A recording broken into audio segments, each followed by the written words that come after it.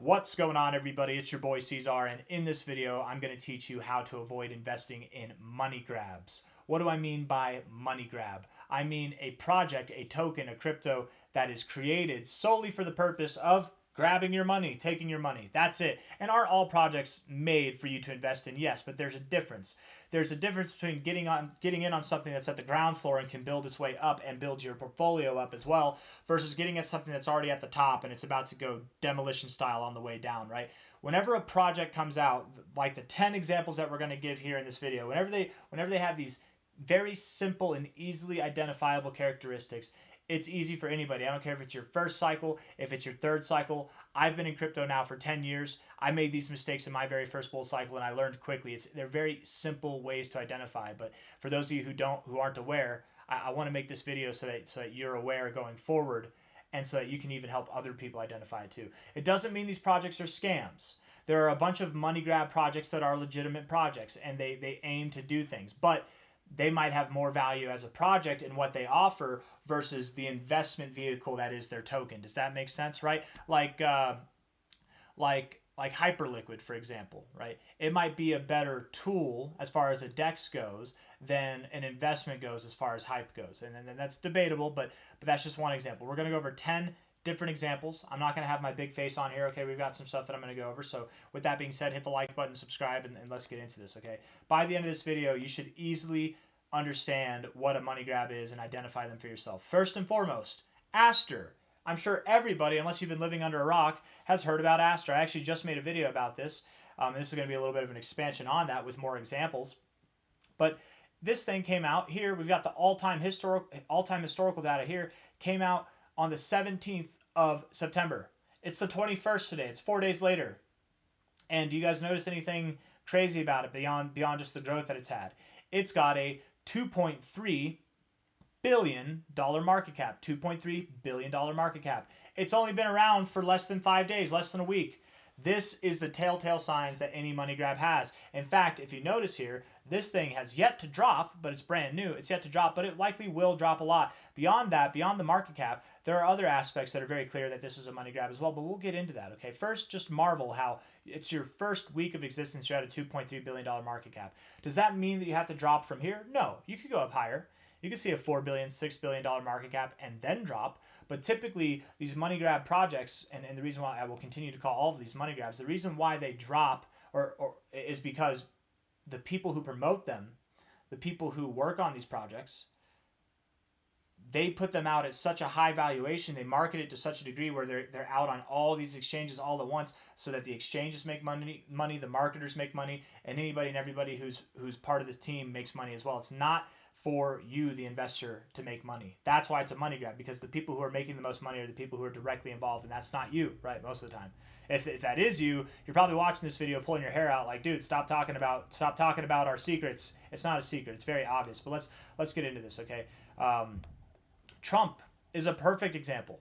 $1.6 billion now. At the top over here, what was its market cap worth, man? I can't even remember. $7 billion in the first days that it existed. And it did nothing but drop. Typically, the average coin that are money grab projects, they drop about 60% or more. And the reason for that is beyond what I already said. A lot of these have token unlocks that happen within the first month and months that transpire after they list. And these unlock events always generate selling pressure. They always do. And Trump is another example of that. Notice how it came out at a $9 billion market cap on the 19th of January. Not but 1 month later, on the 19th of February, from $9 billion down to $3.4 billion. And all the way now at $1.6 billion. That's still a lot of money. There are still a lot of unlocks to happen.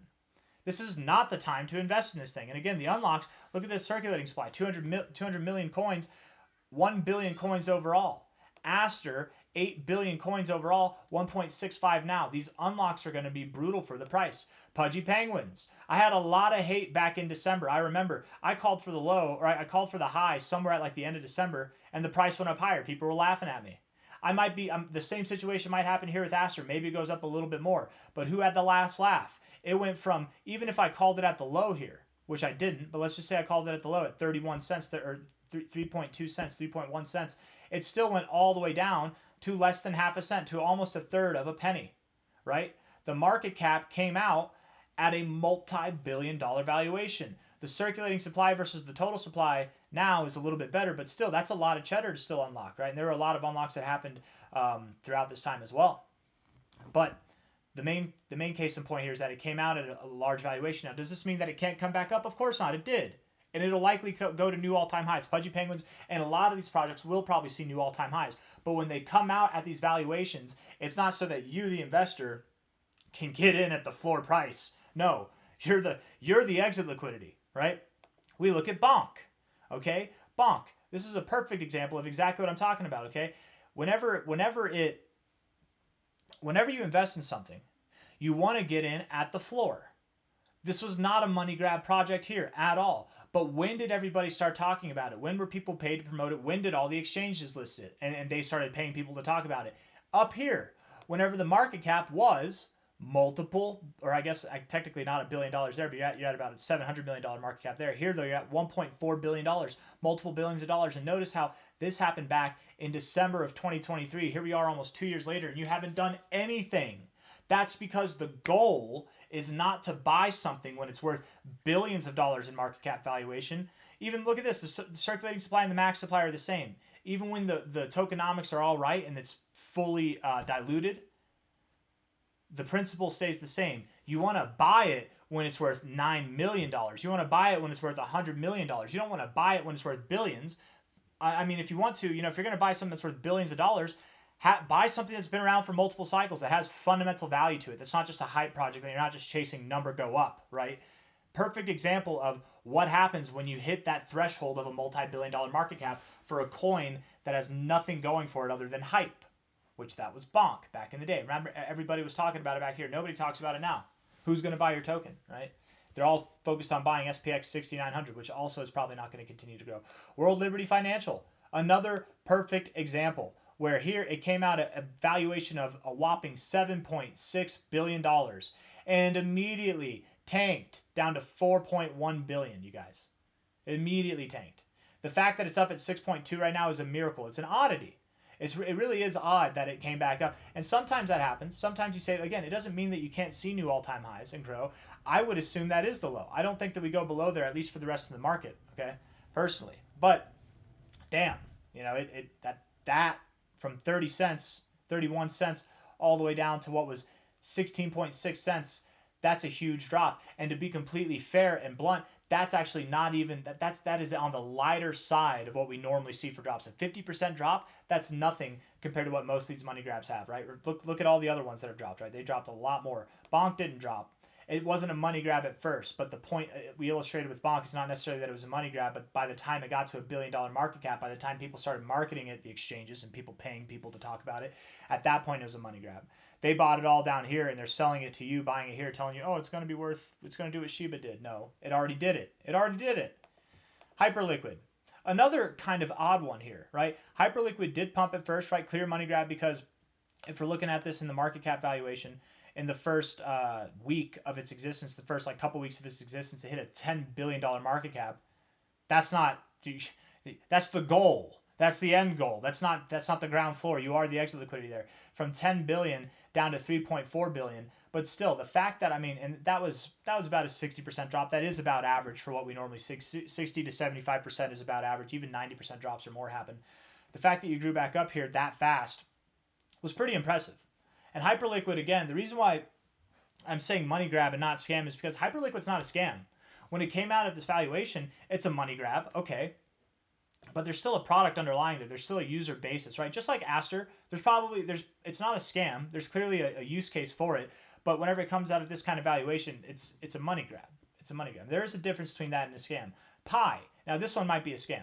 Pi came out at a valuation, I don't know, $2.74. It's worth 35 cents now. It's still worth $2.9 billion.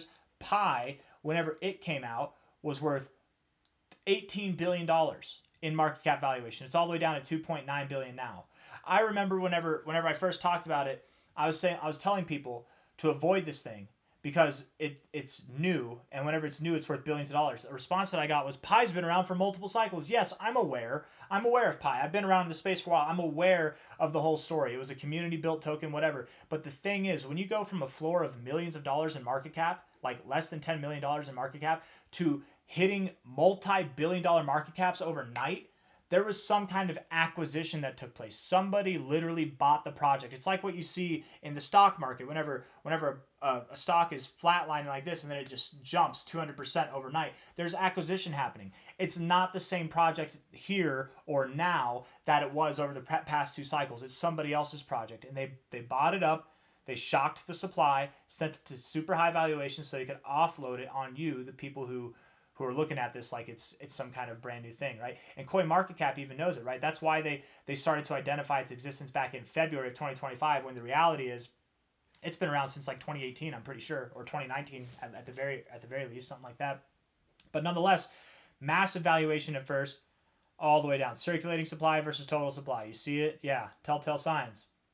Toncoin came out at a massive valuation. It came out at a low valuation first, but then it ripped all the way up to $4 billion, right? Money grab, right? You had a chance to get on it, just like Aster, just like a couple of these coins. You had a chance to get in on it early, but you went from a multi-billion-dollar valuation to, I mean, still $1 billion is pretty high, but $4 billion, $5 billion down to $1 billion, that's a massive drop on Toncoin. Clear money grab. It came back up. Toncoin has a purpose. It's going to do fine. It's going to see new all-time highs. It's going to grow. It's not a scam, but it was a money grab. Pump, same thing, right? We're moving through this a little bit more because I think the point has been made, but it's flawless. It's faultless. $2.3 billion at first, and then it went all the way down to, at the very lowest, like $800 million, and probably even a little bit lower than that. Money grab. Story, IP story. I said the same thing about this project. I was like, you guys stay away from it. It already had its move. It's already done. Multi-billion-dollar market cap. Came all the way down. In all fairness, again, kind of an oddity. Going from about a $2 billion market cap dropping down to $900 million is a bit of an oddity. That's very tame. And again, does it mean that it's a scam? No. It kept coming up. It kept growing afterwards. It saw new all-time highs. And I even said that back there. Does that mean that it can't see new all-time highs? No. It just means probably stay away from it, because from $1.63 billion to $4.5 billion, in that time, you could have invested in other projects that saw tremendously more growth than this, okay? Are all of these projects scams? Absolutely not. Are they all worth investing into? Maybe some of them are now. I probably, Trump is probably at a good floor to invest in. Pudgy Penguins is going to go up to new all-time highs. Bonk's got to break out to the upside at some point. I think WLFI looks good. They all look good. Maybe not Pi. I don't know. Maybe Pi. Pi. If you're looking at this and it's flat, that might be a good sign, actually. And at a multi-billion-dollar market cap still. If it was flat and it was at $1 million, maybe not. All these projects probably do continue to grow. But this is probably the biggest one to stay away from because it's the newest one, right? All that to say, my friends, it's very simple to identify. And if you're wondering, too, I should have probably mentioned this in the beginning of the video. If you're wondering how to pull this up for yourself, in case it's not abundantly obvious, you go to coinmarketcap.com, okay, CoinMarketCap. You click on whatever coin it is, the brand new coin, and then once you click on it, it'll pull up a screen that looks just like this. You look at the market cap, you look at the total supply and the circulating supply, and bada bing, bada boom, you know what you're doing. I don't have anything else for you. I hope that you stay away from money grabs. I hope that you put your money in something that'll actually work for you and grow for you and is meant for investors to profit off of. If you're somebody who's working on a project, you're an ecosystem developer, a developer of any kind really, a early contributor, whatever, and you're getting your money, good for you. But the average person watching this video, you're probably an investor.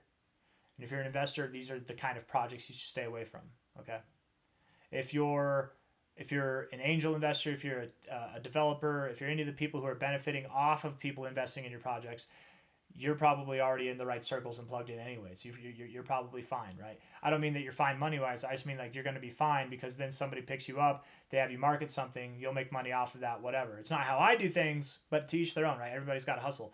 But me, personally, I'd rather make videos like this pointing out things that investors should stay away from rather than lying to my investors and telling them about how good a project is just because I was paid to talk about it. So that's all I got. Hit the like button. You know who you are. Subscribe. Bye-bye.